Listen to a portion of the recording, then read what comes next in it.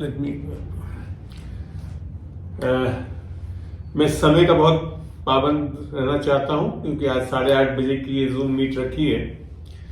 I want to be punctual to the timings to start this Zoom meet at 8:30 and as you are well versed, आज का जो विषय है कि विश्वासी भी श्रापित हो सकते हैं. Believers can also get cursed. This is what we are looking into, though the topic looks to be very serious. ये विषय ऐसा लगता है कि बहुत गंभीर है, मगर निस्संदेह हम आज इस पे प्रकाशन की आत्मा के द्वारा सीखेंगे. We will learn from the spirit of wisdom and understanding the details of this topic. Before we are starting this Zoom meet, I would like my elder son Aman, who is in the Zoom meet, to pray and start the session. आइए हम सब प्रार्थना करें. Let's all pray together. Thank you, Father. Thank you, Lord Jesus, for giving us this time, Lord. हम धन्यवाद देते हैं प्रभु यीशु मसीह आपका इस समय के लिए प्रभु, जो आपने नियुक्त किया है प्रभु. और हम जानते हैं प्रभु, ऐसे जैसा आपका वचन कहता है प्रभु, कि जब तक पवित्र आत्मा हमारे दिल को ना छुए, हमसे बात ना करे प्रभु, हम आपकी ओर नहीं आ सकते प्रभु.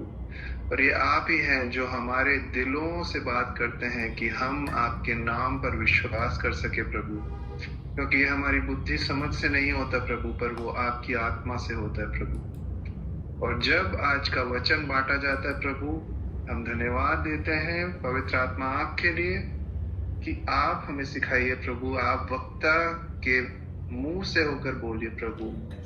हम धन्यवाद देते हैं कि आप यहाँ पर मौजूद हैं और आप सभी के दिलों में और दिलों से बात करते हैं प्रभु. हम धन्यवाद देते हैं आपके जीवित वचन के लिए प्रभु, जिससे हमारे दिलों में विश्वास पैदा होता है और हम उस विश्वास की आत्मा को पकड़ लेते हैं प्रभु, जिससे हमारे जीवन में हम जयवंत होते जाते हैं प्रभु.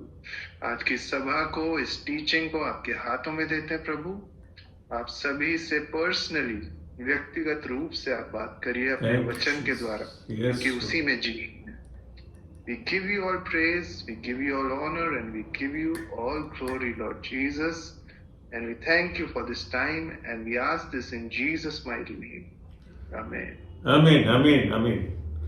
तो वापस से सब लोग जो जुड़े हैं आज, उनको वर्ष 2024 बहुत बहुत आशीषित हो. यीशु के नाम से मैं आशीष बोलता हूँ. बाइबल मिनिस्ट्रीज की ओर से 2024 की शायद ये पहली जूम मीट है और आशा करता हूँ कि आगे भी इस वर्ष में और भी अधिक से अधिक सेविकाई वचन की आप लोगों के बीच में प्रभु के अनुग्रह से पवित्र आत्मा की अगुवाई में कर सकूंगा. I welcome you all for the first 2024 Zoom meet by Bible Ministries today, and I believe and hope that in this year we will be having more and more such types of Bible study Zoom meets so that you can be blessed out of it. This was a very sudden program. आज तो ये अचानक ही मैंने बनाया. सुबह की इस ठंड में, आज मैं गर्मी में धूप में लेटा हुआ था, जब प्रभु ने मेरे से बातचीत करी कि इस विषय पे कि विश्वासी लोग कैसे श्रापित हो सकते हैं, इस पे सिखाओ करके. Today was a very cold day in Jaipur, and today in the morning when I was having a sun basking, that time God spoke to me to speak about this topic, how believers get cursed. So now what I want to tell you about is, मैं जो आज सिखाना चाहता हूं उसको हमेशा ध्यान रखें कि कोई भी चीज को आप जब सीखना चाहते हैं, विशेषकर कोई भी विषय में, तो उसमें हमको उसकी जो फाउंडेशन है, नींव जो है, उसको पहले स्थापित करने की आवश्यकता होती है. We have to establish the foundation before we start any teaching. And I believe all these years when I have been ministering, मैं जानता हूं कि इतने सालों से जो मैं वचन की सेविकाई कर रहा हूं, उसमें मैं इसकी पूरी भरपूर प्रयास करता हूं। For example, if you want to learn mathematics, you must learn addition before you can move on to learning multiplication. कुछ basics you have to learn first. गणित में गुना सीखने से पहले आपको जोड़ सीखना होगा। इसी प्रकार से in the same way, in learning the English language, you must first be established in recognizing letters in the alphabet before you can move on to the basic of spelling, sentences, structure and punctuation.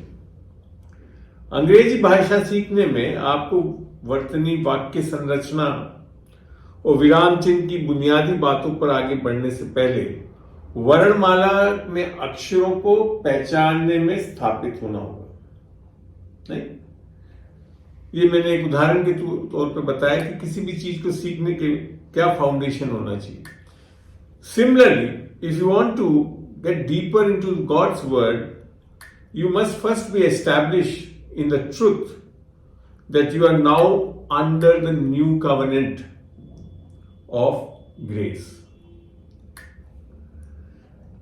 इसी प्रकार यदि आप परमेश्वर के वचन में गहराई से उतरना चाहते हैं, तो आपको पहले इस सत्य में स्थापित होना होगा कि आप अब अनुग्रह की नई वाचा के अधीन है। ध्यान दीजिए इस चीज को। न्यू टेस्टमेंट में आकर, नए नियम में आकर आप किस वाचा में आ गए हो? एक नए नियम की वाचा जो कि अनुग्रह की वाचा है, which is the covenant of grace and you have to be established in that. उसमें हमारे को पूर्ण रूप से स्थापित रहना होगा। आमीन।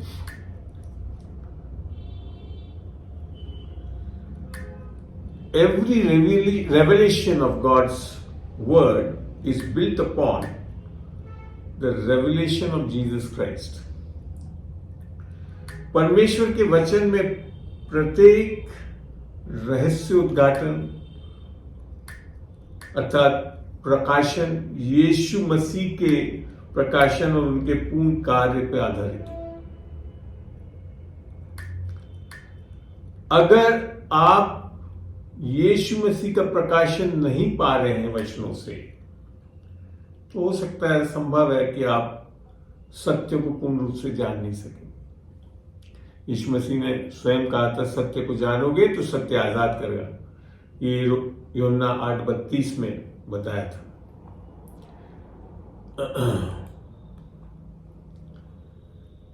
ये कारण इसके लिए बहुत जरूरी है। Why it is important to know the truth? Because Jesus himself is the truth. Yeshu Masih ही सत्य है। आमीन।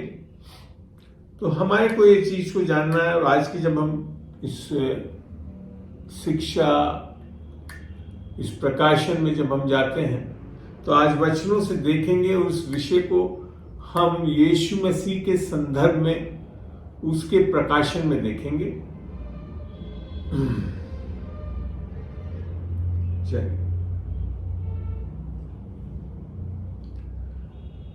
बाइबल में एक चीज, एक वचन को देखते हैं हम। मैं ले चल रहा हूं आपको इब्रानियों 5 में, नए नियम में इब्रानियों 5, Hebrews 5, and I am going into the verse 12. मैंने कोशिश यही करा है कि आपके सामने इंग्लिश और हिंदी दोनों में वचन आपके सामने प्रकट होंगे, तो आप अच्छी तरह देख सकते हैं। इसमें मैं पहले इंग्लिश में पढ़ रहा हूं। For the time you ought to be teachers, you have need that one teach you again which be the first principles of the oracles of God and are become such as have need of milk and not of strong meat. Hindi में लिखा है, तुम्हें अन्न के बदले अब तक दूध ही चाहिए। मैच्योरिटी के बारे में, परिपक्वता के बारे में, मैच्योरिटी के बारे में इसमें प्रभु का वचन बता रहा है। फिर अगला वचन बोलता है, for everyone that useth milk is unskillful. जो अभी तक दूध पीने वाले को तो धार्मिकता का वचन, unskillful in the word of righteousness for he is a babe. यहां वर्ड ऑफ राइचियसनेस, यहां ये कहता है कि ये बच्चे हैं। अगर धार्मिकता के विषय में आप में परिपक्वता नहीं आई है, समझ नहीं आई है, if you have not understood about the righteousness of God from the word, you are still a babe. परिपक्व नहीं हुए, you have not been mature.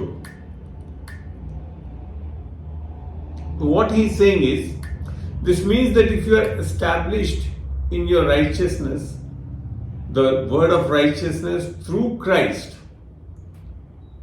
you are no longer a spiritual baby. अगर आप धार्मिकता में इस तरह से स्थापित हुए कि वो यीशु की धार्मिकता है, तब तो आप आत्मिक तौर पे बच्चे नहीं। हमें once you have the revelation that your righteousness is not dependent on your own right doing, but on your right believing in Jesus Christ, you have matured and become skillful in the word of righteousness. बात समझ में आई? वापस repeat कर रहा हूं मैं in English first. Once you have the revelation that your righteousness is not dependent on your own right doing, but on your right believing in Jesus, you have matured and become skillful in the word of righteousness. एक बार जब आपको ये रहस्य प्रकाशन हो जाता है कि आपकी धार्मिकता आपके स्वयं के सही कार्य पर निर्भर नहीं है, बल्कि यीशु पर आपके सही विश्वास पर निर्भर है, तो आप परिपक्व हो गए हैं और धार्मिकता के शब्द में कुशल हो गए। आई बात समझ में? तो आज इस मानसिकता से, इस समझ से, परमेश्वर की धार्मिकता की समझ से हम आज आगे बढ़ेंगे इस शिक्षा में। एक और चीज मैं बताना चाहूंगा कि परमेश्वर के वचन में जो व्यवस्था है उसको सीखने के लिए बहुत ज्यादा, या बल्कि ये कहूंगा पवित्र आत्मा की भी आवश्यकता नहीं, क्योंकि आप किसी भी राहगीर को जो चल रहा है उससे अगर कुछ पूछेंगे कि भाई परमेश्वर आप स्वर्ग कैसे जाएंगे, if you ask anybody on the street how you will go to heaven, उसका अक्सर जवाब होगा बाय गुड डीड्स, अच्छे कर्मों के द्वारा। और अच्छे कर्म अर्थात वो क्या कहना चाह रहा है, उसकी अच्छाई के कारण, अच्छे कर्मों के कारण, the merits of his good works he is going to,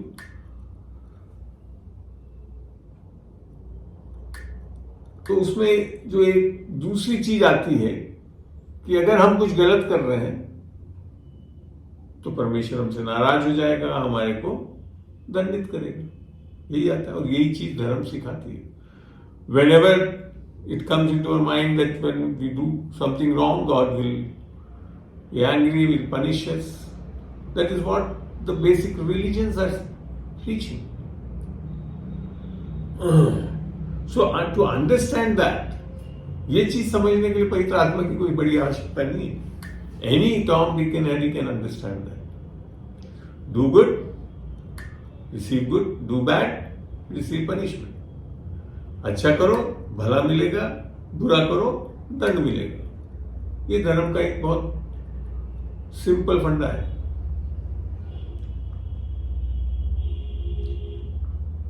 पर बात यहां पे आती है, Jesus did everything on our behalf and he qualified us for heaven and for every blessing of good success. यीशु मसीह के द्वारा उसने जो कार्य किया उसके कारण हम योग्य हो जाते हैं हेवन अर्थात स्वर्ग के लिए और आशीषों के लिए, अच्छी सफलता के लिए। ये चीज समझना व्यवस्था के द्वारा नहीं होता, ये प्रकाशन पवित्र आत्मा के द्वारा ही हो सकता है। इसके लिए हमारे को पवित्र आत्मा की आवश्यकता बहुत है। पर खुशी की बात यह है, the good thing is you and I have something that the world cannot understand, and it is called grace, the unmerited love. एक शुभ संदेश ये है कि जमाना ये चीज नहीं समझ सकता जो हमारे पास है, अर्थात अनुग्रह, परमेश्वर का सीमित प्रेम जो हमारे लिए है। We did not do anything. Jesus did everything on our behalf, and he qualified us for heaven and for every blessing of good success. हमने ऐसा कुछ नहीं करा जिसके कारण, परंतु यीशु मसीह ने सब कुछ करा हमारे लिए, पूरे जगत के लिए, ताकि हम स्वर्ग के लिए, आशीष के लिए और सफलता के लिए भागी हो सके। आमीन, आमीन। प्रभु का धन्यवाद हो। ऊपर से इससे भी बढ़कर, even when we fail, we can have a confident expectation of good instead of a fearful expectation of punishment. परमेश्वर का अनुग्रह यीशु के कार्य के कारण अगर हम कभी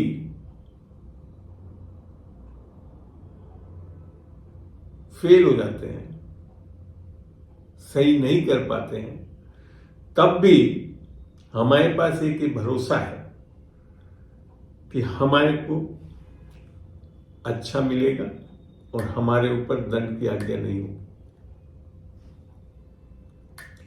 ये why it is so? It is purely because the blood of Jesus has washed us whiter than snow. ये इसके लिए संभव हो रहा है कि परमेश्वर का लहू हमारे को हिम के स्वाद तरह श्वेत धो रहा है।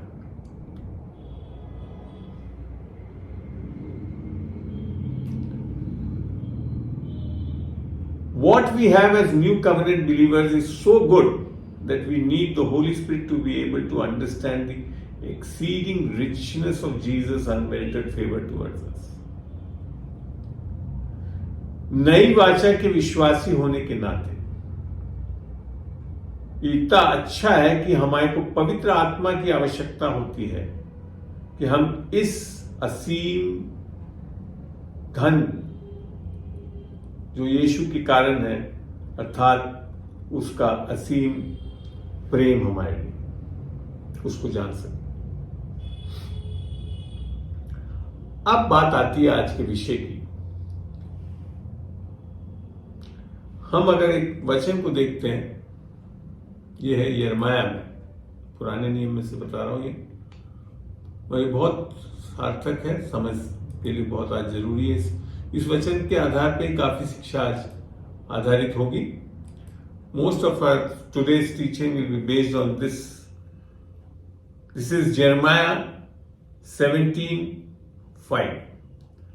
आज का जो मैं वचन आज शेयर करना चाहता हूं, यिर्मयाह 17:5 में, उसमें 5 से 8 तक में है। यिर्मयाह 17:5, यिर्मयाह 17:5 से 8। In English it reads like this: Thus said the Lord, cursed be the man that trusted in man, and maketh flesh his arm, and whose heart departed from the Lord. Hindi के में ऐसा कुछ लिखा है, यहोवा ये कहता है, श्रापित है वह पुरुष जो मनुष्य पर भरोसा रखता है और उसका सहारा लेता है, जिसका मन यहोवा से भटक जाता है। यहां श्राप के विषय में बताया गया है, कर्स के विषय लिखा है। In English it is written, cursed is the man who trust in man. अब इसको समझने के पहले कि श्रापित है वो मनुष्य, इसको समझने के लिए हमको ये तुलना करते हुए जानना होगा, we have to find out the difference between blessed man and a cursed man. आशीषित मनुष्य और शापित मनुष्य के बारे में जानने के लिए, जानने से ही हमें कोई समझ में आएगा।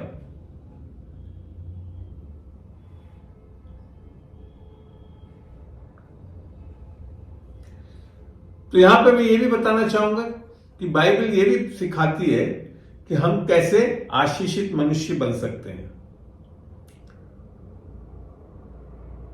Here I want to tell that Bible also teaches from these verses itself how we can be a blessed man.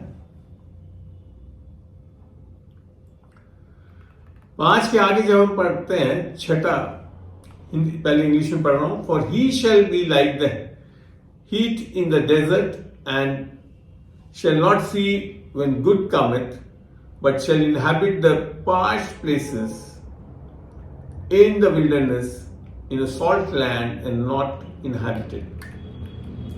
Hindi में वह निर्जल देश के अधमरे पेड़ के समान होगा और कभी भलाई न देखेगा। वह निर्जल और निर्जन तथा लोन छाई भूमि पर बसेगा। 7th, Blessed is the man that trusted in the Lord. यहां लिख रखा है, आशी धन्य है वह मनुष्य जो यहोवा पर भरोसा रखता है, and whose hope the Lord is, जिसकी आशा परमेश्वर है, जिसने परमेश्वर को अपना आधार माना है। और 8वां लिखता है, for he shall be as a tree planted by the waters, and that spreadeth out her roots by the river, and shall not see when heat cometh, but her leaf shall be green, and shall not be careful in year of drought, neither shall cease from yielding fruit. Hindi में लिखा है, वह उस वृक्ष के समान होगा जो नदी के किनारे पर लगा हो और उसकी जड़ जल के पास फैली हो। जब धूप होगी तब उसको ना लगेगी, उसके पत्ते हरे रहेंगे और सूखे वर्ष में भी उनके विषय में कुछ चिंता ना होगी, क्योंकि वह तब भी फलता रहेगा।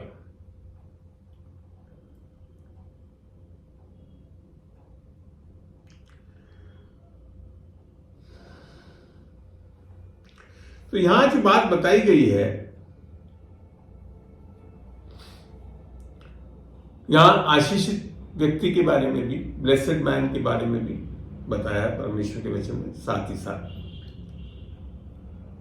चलिए, let's now start how one can become a cursed man. From verse 5 we see that when a man trusts in man and not in the Lord, he becomes a cursed man. यहां जो श्राप का कारण बताया कि जब मनुष्य पे भरोसा करता है, परमेश्वर के ऊपर नहीं करता, तब जाकर वो क्या हो सकता है, श्रापित हो सकता है। So to trust in man also refers to someone putting confidence in his own good works and efforts, claiming to be self-made, choosing to depend on himself and rejecting God's unmerited favor. मनुष्य पे भरोसा करना इस प्रकार से है कि कोई अपने आप पर भरोसा करे, अपने अच्छे कर्मों पे और अपनी चेष्टाओं पे, और अपने आप को स्वयं सेल्फ मेड अर्थात अपने आप को बनाने वाला बने। वो पूर्ण रूप से अपने ऊपर निर्भर हो जाए और परमेश्वर की असीम करुणा के ऊपर उसका भरोसा ना रहे। ये होता है ट्रस्टिंग इन मैन। मनुष्य पे भरोसा करना इसे बोलते हैं बाइबल के अनुसार। आमीन।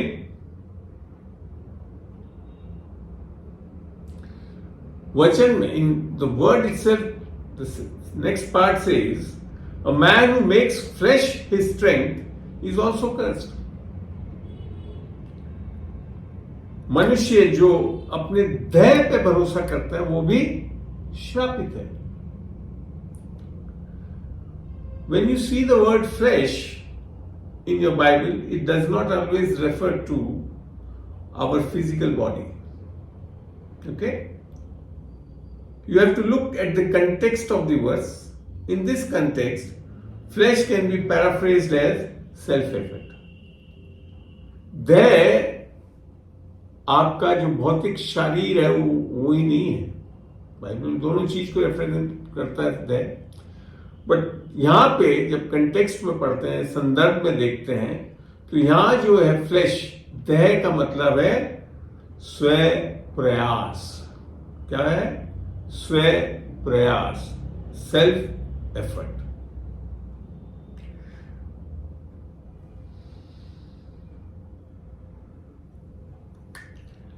इंग्लिश में जैसे अगर इस वर्स को आप जब पढ़ें, इस चीज को लगा, if you read this verse in English now using this word as self-effort, cursed is the man who trusts in man and makes self-effort his strength. Hindi में शापित है वह मनुष्य जो मनुष्य पे भरोसा करता है और स्व प्रयास को अपना सामर्थ्य समझता है। आई बात समझ में है? समझ में आ रहा है श्राप क्यों आ रहा है? यहां पे स्व प्रयास करने से आ रहा है।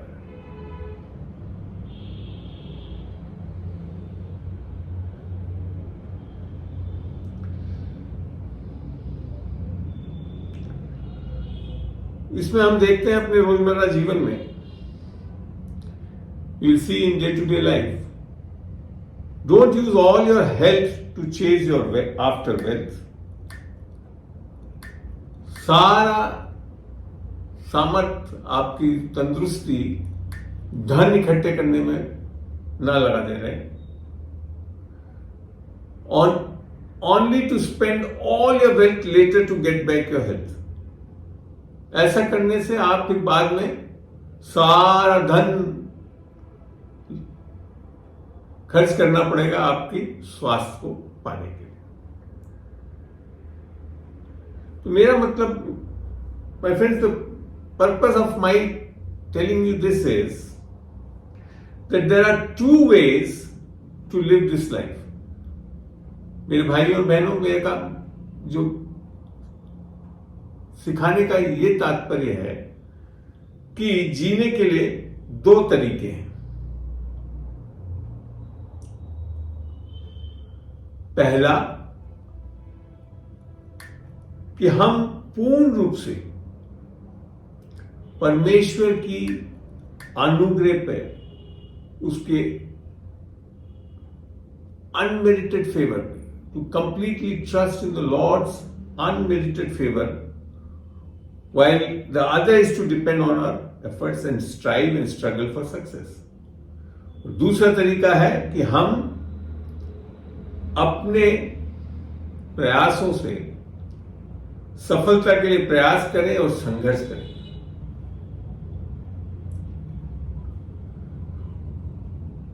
We can never bring about good success that comes from God by depending on our self efforts. हम सफलता और नहीं ला सकते अपने आप पर भरोसा करके। ऐसी सफलता में बहुत यत्न करने पड़ते हैं। We have to struggle to have this type of a success.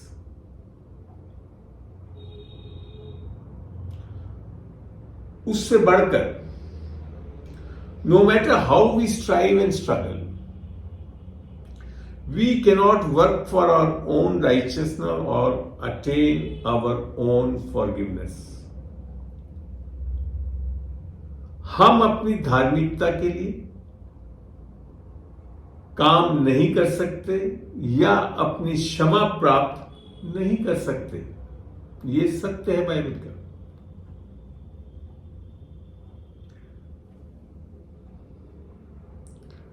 जब हम अपनी सामर्थ्य, when we do it with our own efforts, any success that we may achieve is only partial success.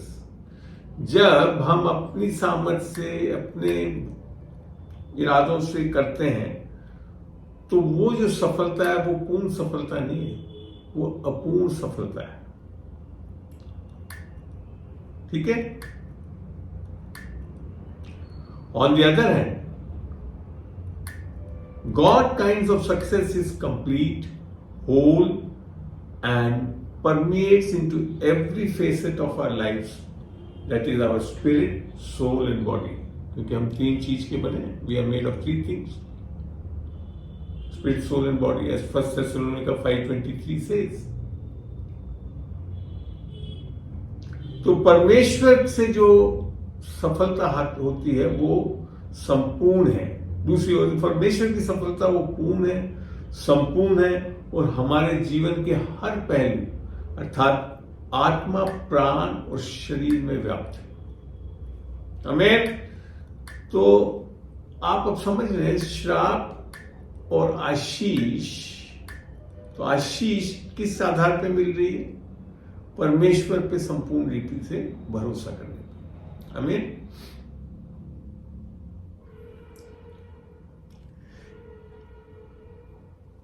एक वचन देखते हैं, आशीष के विषय में है ये।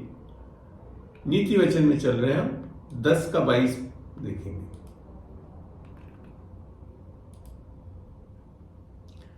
नीति वचन 10 का 22 यहां लिखा है इंग्लिश में, the blessing of the lord it maketh rich and he addeth no sorrow with it. धन यहोवा की आशीष ही से मिलता है और वह उसके साथ दुख नहीं मिलाता। परमेश्वर जब आपको सफलता देता है तो वह आपके चीजों पे, like if I say it in English, it is like this: God never gives us success at the expense of our marriage, families, or health.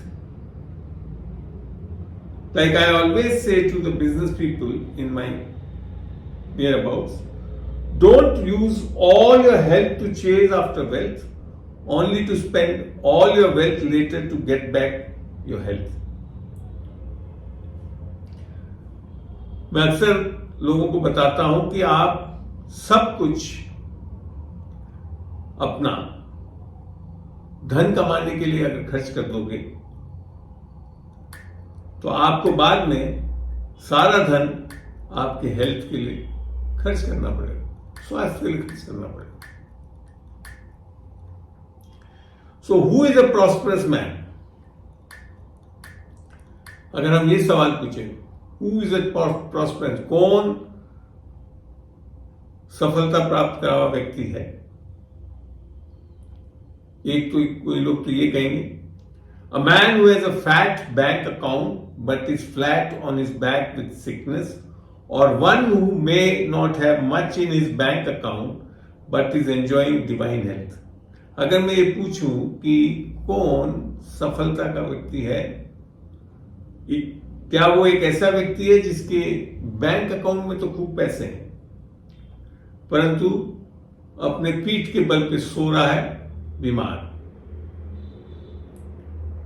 और दूसरा व्यक्ति जो बैंक अकाउंट में तो ज्यादा नहीं है मगर अलौकिक हेल्थ, स्वास्थ्य पाया हुआ है।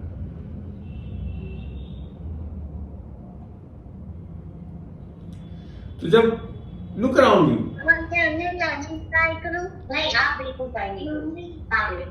Aman, kindly manage it. Look around you, it is clear that true prosperity and good success cannot be measured in terms of how much money we have in our bank accounts. अगर आप आसपास देखें तो आपका जो success है वो आपके बैंक अकाउंट से नहीं किया जा सकता, नापा नहीं जा सकता, परंतु परमेश्वर के उस अनमेरिटेड फेवर बिना कारण आपके ऊपर जो कृपा है उससे नापा जाता है। और one who has got unmerited favor,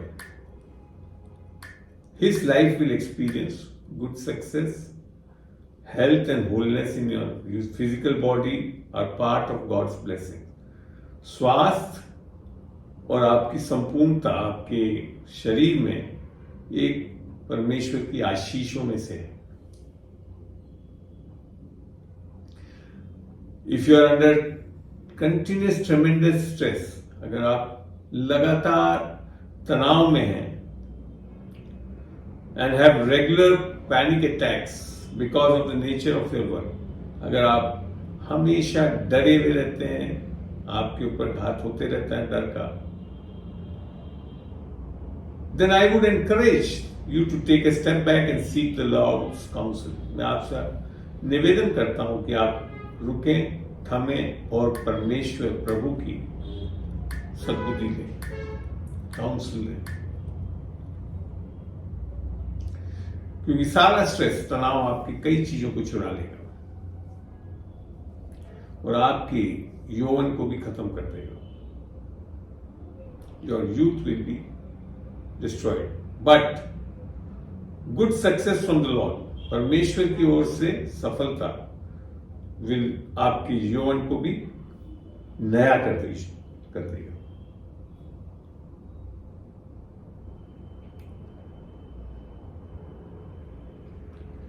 चलिए आगे देखते हैं इस विषय में।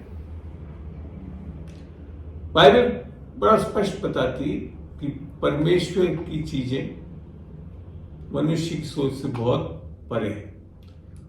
Bible teaches us very clearly in Isaiah when we see 55 that the thought of God is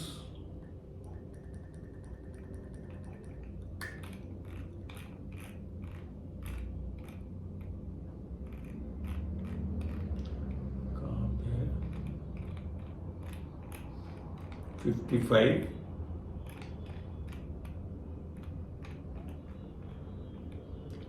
हाँ जी 55 का 9, क्योंकि मेरी और तुम्हारी गति में और मेरे और तुम्हारे सोच विचार में आकाश और पृथ्वी का अंतर है।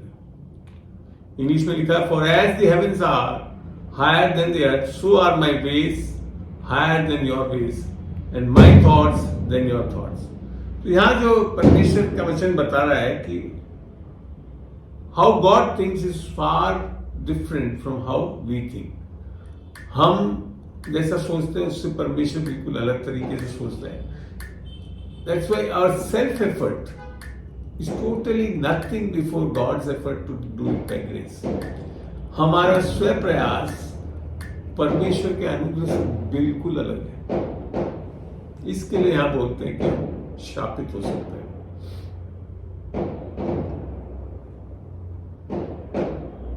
आप जिंदगी भर स्व प्रयास करके भी आशीषों को हो सकता है नहीं पा सके।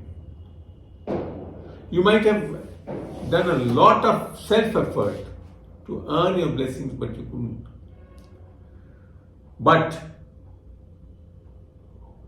one moment of God's favor, you can experience accelerated blessings and promotions that years of striving and struggling can never achieve. उनकी कृपा के केवल एक क्षण से आप त्वरित आशीर्वाद और पदोन्नति का अनुभव कर सकते हैं, जिसे वर्षों के प्रयास और संघर्ष कभी हासिल नहीं कर सकते। इसके बारे में वचन से आप जब यूसुफ के बारे में देखेंगे, when you see the life of Joseph,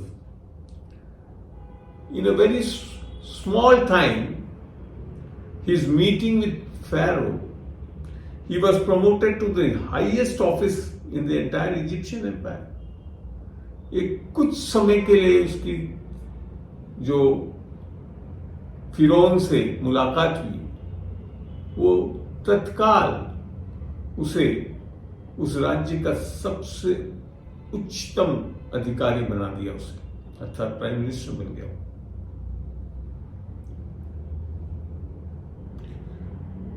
What I want to say is, if you are down and out like Joseph was at this point of your life, अगर आप यूसुफ की तरह अपने आप को महसूस कर रहे हैं जब वो जेल में था, लॉर्ड कैन प्रमोट यू सुपरनैचुरली। परमेश्वर आपको सक्सेस, आपकी बढ़ोतरी अलौकिक तरीके से तत्काल, instantly he can do it when you choose to put your eyes on him, जब आप प्रभु की ओर देखें। ताकि इसको देखते हैं वापिस यिर्मयाह 17 में चले। मैं वापिस आपको यिर्मयाह 17 में ले जाता हूं, वहां से देखेंगे हम कैसे ही हो रहा है।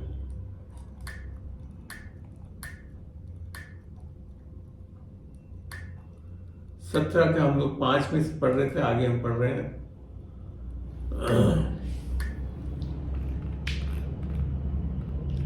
जब छठी आयत को पढ़ते हैं हम, यहां लिखा हुआ निर्जल देश के अधमरे पेड़ के समान होगा और कभी भलाई ना देखेगा, वे निर्जल और निर्जन तथा लोनशाही भूमि पर बसेगा। इंग्लिश में, for he shall be like the heat in the desert and shall not see when good cometh, but shall inhabit the parched places in the wilderness, in the salt land and not inhabited. English verses very clearly say, according to this passage, does good come along the way of the cursed man? Yes, इस वचन के अनुसार क्या अच्छाई एक श्रापित मनुष्य के रास्ते में आती है? निस्संदेह हां। But the sad reality is that he can not see it. दुख का विषय यह है कि वो देख नहीं सकेगा। इसका मतलब है एक श्रापित व्यक्ति के जीवन में भी अच्छी चीजें आ रही हैं, परंतु वो देख नहीं सकेगा, ले नहीं सकेगा। ये नहीं है कि अच्छी चीजें नहीं आ रही। हमें बहुत गहरी बात लिखी है इस वचन। Very deep rooted thing has been written in the words. Good things will come but he can not see it.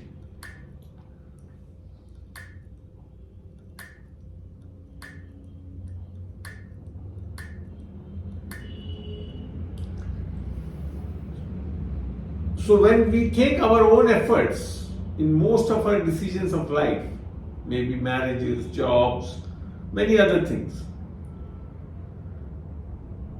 हम जीवन में जीते हुए स्वयं प्रयास से कई निर्णय लेते हैं, विशेषकर शादियों के बारे में, नौकरियों के बारे में, आदि आदि।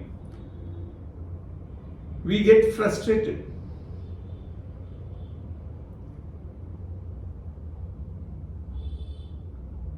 अपने स्वयं के प्रयासों पर भरोसा करने के लिए दृढ़ है और अपने आप आसपास के लोगों के प्रति काफी अहंकारी हो जाते हैं ऐसे लोग। Sorry.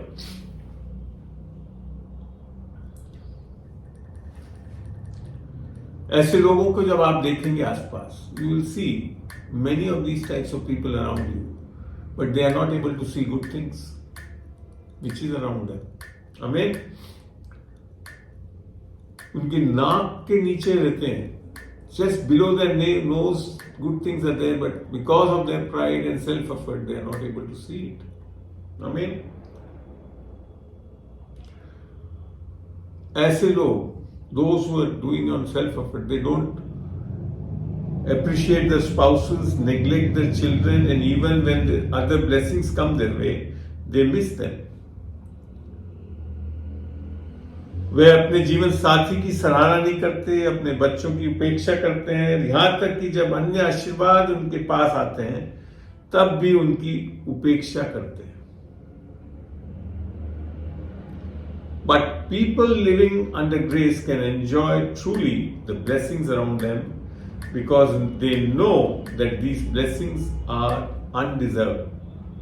Why is it that they can't see good thing when it comes? So, जो व्यक्ति अनुग्रह के अंदर अधीनता में रहता है परमेश्वर की, वह सारी इन आशीषों को खूब उपयोग करता है, आनंद लेता है ना. मगर जो शापित है वो क्यों नहीं देख पाता इसको? Why these cursed man cannot see these good things? It is because people who trust in their own efforts have no ability to see and receive blessings from the Lord. जो व्यक्ति अपनी स्वयं प्रयास पर भरोसा करता है वह परमेश्वर के आशीष को प्राप्त करने के लिए योग्य नहीं रहता.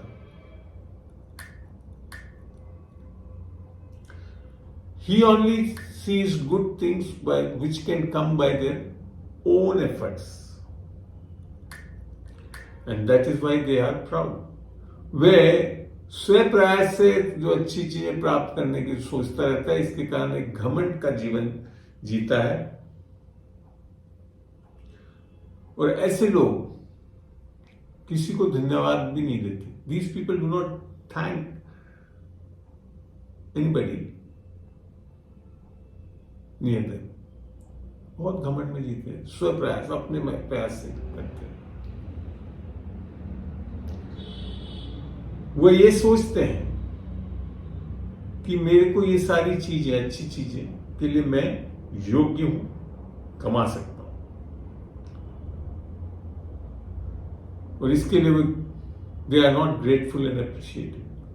व्हेन जो व्यक्ति अपने बल से, अपनी सामर्थ्य से, स्व प्रयास से जीने वाला होता है, वो हर चीज को अपना हक समझ के ले लेता है, ये नहीं जानता और उसको अप्रिशिएट नहीं कर पाता इन चीजों को जो कि परमेश्वर की ओर से मिलता है.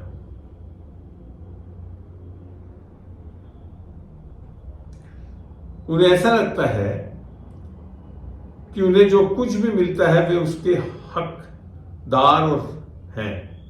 वे शायद ही कभी आभारी या प्रशंसनीय होते हैं, और यही कारण है कि वे अपने जीवन साथी को परमेश्वर के आशीर्वाद के रूप में देखने के बजाय उन्हें हल्के में लेते हैं.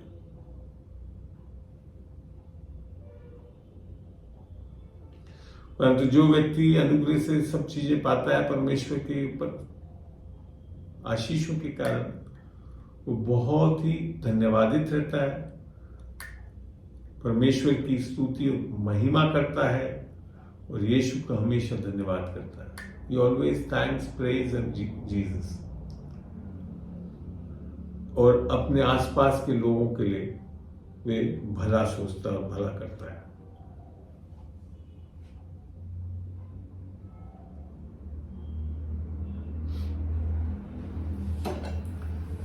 अब we'll see the picture of a blessed man from the verses. That is in 7. Blessed is the man that trusted in the Lord.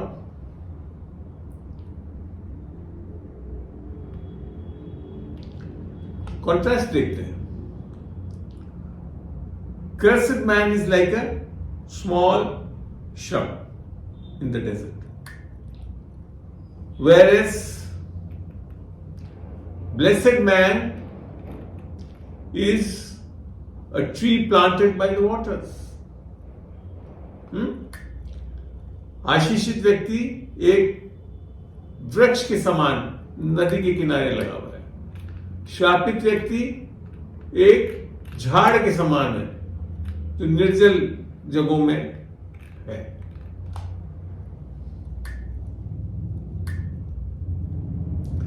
तो जो शापित व्यक्ति है उसका कितना एक छोटा सा अस्तित्व है. The cursed man has a dismal position. The person who is always trusting in himself is like a dried up shrub, looking old, tired and haggard. मनुष्य की कितनी निराशाजनक छवि है। जो व्यक्ति सदैव अपने आप पर भरोसा रखता है वह सूखी हुई झाड़ी के समान है, जो बूढ़ा, थका हुआ और निस्तेज दिखता है। प्रभु का धन्यवाद। But thank God the Bible didn't stop with the description of the cursed man. It goes on to paint a beautiful picture of a blessed man in Jeremiah 17:7-8.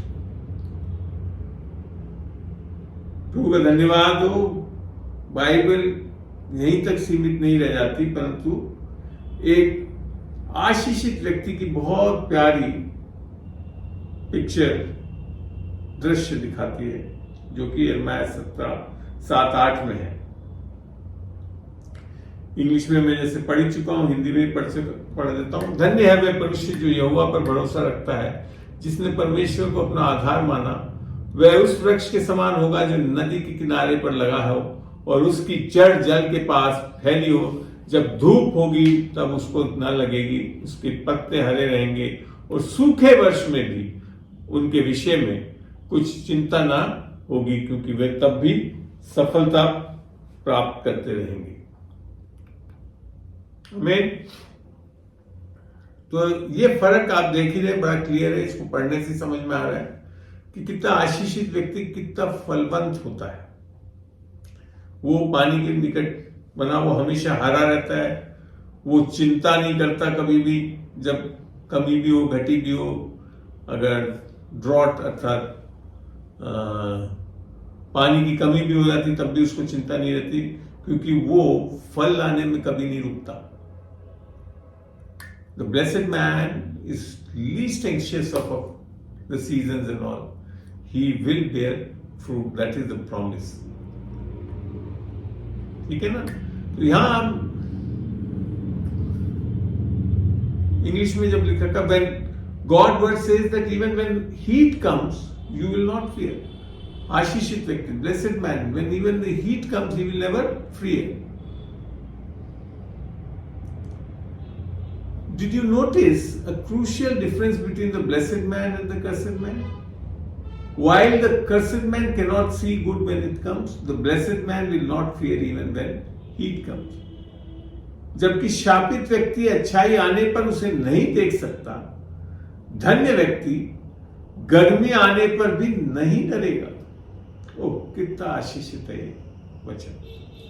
तो आप देख रहे हैं कि ये जो आज हम श्राप और आशीष के बारे में बोल रहे हैं, निसंदेह एक श्राप, जब आदम ने पाप किया तो उसके सारे मनुष्य कौम पे एक श्राप आया था। मगर यहां जो श्राप है वो एक विश्वासी होकर जब हम अपने एफर्ट्स में जाते हैं, अपने बल से चलना चाहते हैं, तब एक श्राप में आ जाते हैं। इसको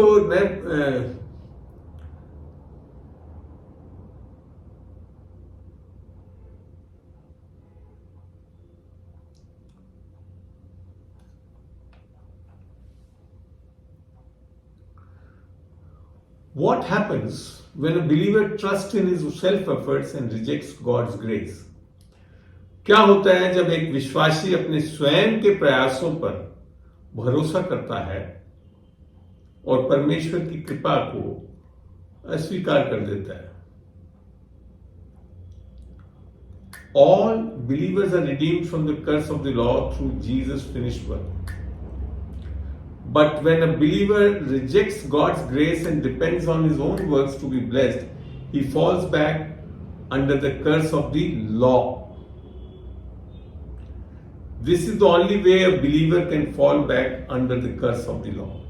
यीशु के पूर्ण कार्य के माध्यम से सभी विश्वासियों को व्यवस्था के श्राप से छुटकारा मिल गया है, लेकिन जब कोई विश्वासी परमेश्वर की कृपा को अस्वीकार करता है और आशीर्वाद पाने के लिए अपने कार्यों पर निर्भर करता है, तो वह व्यवस्था के श्राप के तहत वापस आ जाता है।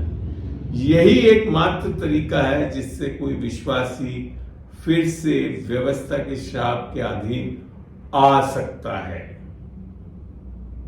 कारण his rejection of God's grace, that is the reason, जब वो परमेश्वर के अनुग्रह को नकार देता है। God grace, rejection of God grace does not mean that he loses his salvation. It just means that he robs himself of enjoying the full blessings that Jesus has purchased for him with his blood and of becoming the blessed person that we have been discussing. परमेश्वर के अनुग्रह को अस्वीकार करने का मतलब यह नहीं है कि वे अपना उद्धार खो देता है। इसका मतलब सिर्फ इतना है कि वे खुद के उन पूर्ण आशीर्वादों को आनंद लेने से वंचित कर देता है जो यीशु ने अपने खून से उसके लिए खरीदे थे, और वे धन्य व्यक्ति बन गया जिसके बारे में हम चर्चा कर रहे हैं।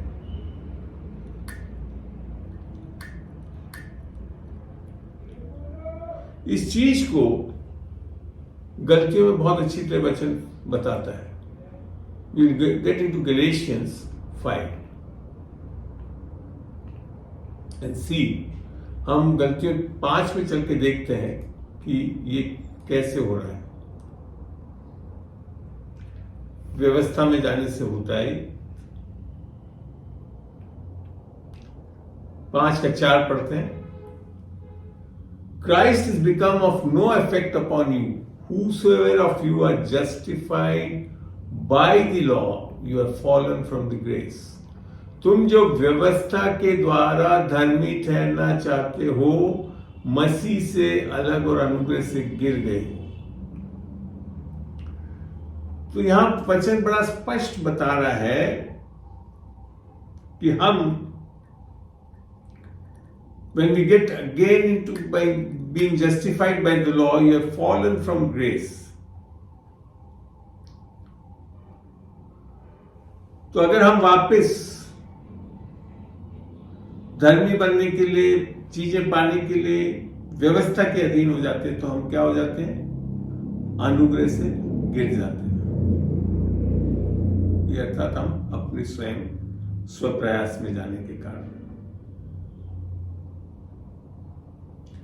वास्तव में हम कहां चले जाते हैं? कर्स ऑफ द लॉ, व्यवस्था के श्राप के अधीन हो जाते हैं, जिसको परमेश्वर का वचन हमें सिखाता है। गलतियों 3:10 में चल के देखते हैं। ये बहुत जरूरी चीजें हैं जिसको समझना बहुत आवश्यक है। गलतियों 3:10 में लिख रखा है, अतः जितने लोग व्यवस्था के कामों पर भरोसा रखते हैं वे सब श्राप के अधीन है। क्योंकि लिखा है जो श्राप के अधीन आ जाते हैं। व्यवस्था के काम, स्व प्रयास, अपने बल से, अपनी सामर्थ्य से हम कुछ चीजें परमेश्वर से लेना चाहें तो क्या हो जाते हैं? श्रापित हो जाते हैं। एक बहुत मुख्य कारण है विश्वासियों में श्राप का। यहां मैं एक चीज बताना चाहूंगा। I want to make it very clear. It is not God who curses you. It is the law itself that condemns you.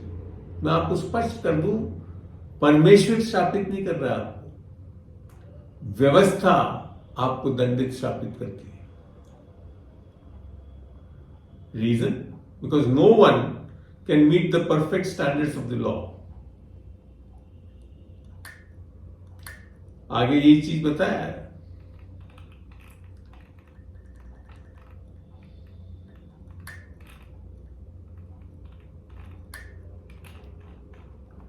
Cursed is everyone who does not continue in all things.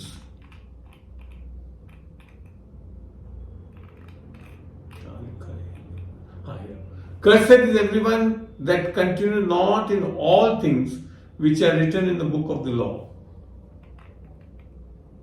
ये है कारण, क्योंकि हम व्यवस्था को पूर्ण रूप से पूरा नहीं कर पाते हैं, क्योंकि सब बातों को हम पूरा कर भी नहीं सकते।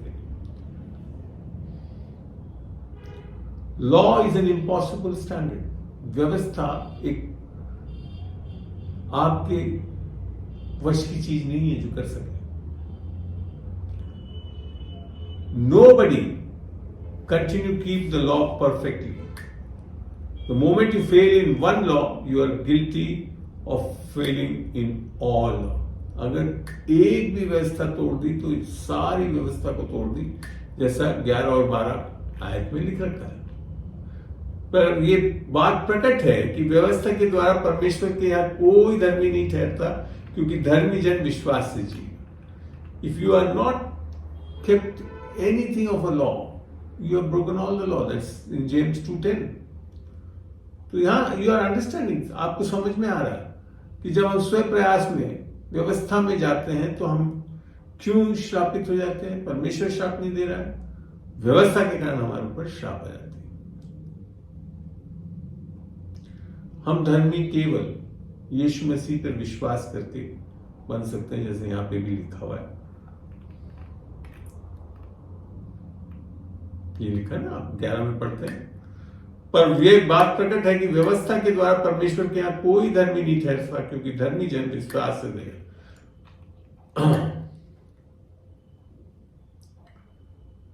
तो यहां की चीज बताइए, वास्तव में आशा करते हैं कि आप एक ऐसी जगह पर आ रहे हैं जहां आपका एहसास होगा कि कोई भी व्यवस्था का पूरी तरह से पालन नहीं कर सकता है और धर्मी नहीं बन सकता है। आमीन। हम केवल विश्वास के द्वारा धर्मी बने हैं, और इसलिए धर्मी आप और मैं विश्वास के द्वारा जीवित रहेंगे। Faith is what? Faith in Jesus finish work of God. विश्वास क्या? यीशु मसीह के क्रूस पे किए गए पूर्ण कार्य पर। Let's be the blessed man whose trust is in the Lord and not in his own arm of flesh. Now let me show you two very important verses that you need to know.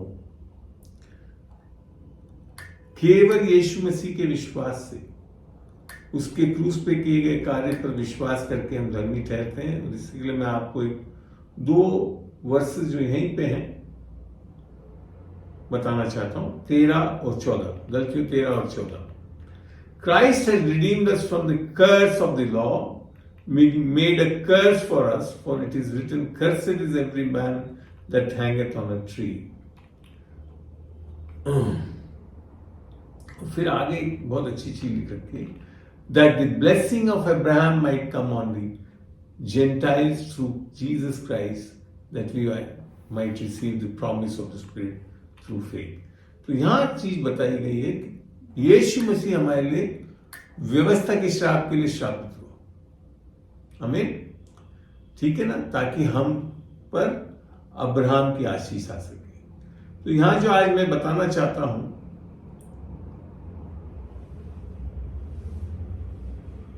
जो सुसमाचार है, the good news is Jesus has redeemed us from the curse of the law.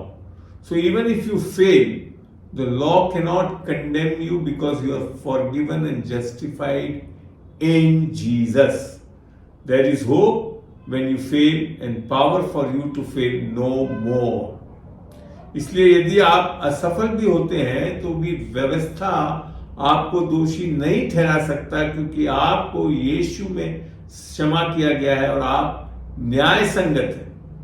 जब आप असफल होते हैं तो आशा होती है, और यीशु के माध्यम से आपको फिर असफल ना होने की शक्ति मिलती है। आमीन। ये है सुसमाचार, ये है वो चीज जो अनुग्रह करता है हमारे लिए। जो स्व प्रयास से हम श्राप में जाते हैं, उधर पे से भी हम कैसे बच सकते हैं? केवल और केवल यीशु मसीह के अनुग्रह से।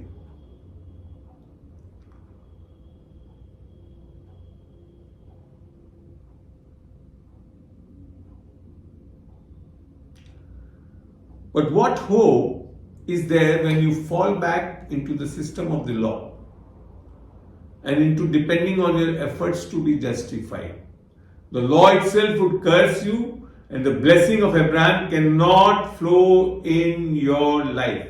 लेकिन जब आप व्यवस्था में वापस आ जाते हैं और न्यायोचित ठहराए जाने के अपने प्रयासों पर निर्भर हो जाते हैं, तो क्या आशा रह जाती है? व्यवस्था स्वयं तुम्हें श्रापित कर देगी और इब्राहिम का आशीर्वाद तुम्हारे जीवन में प्रभावित नहीं हो सकेगा।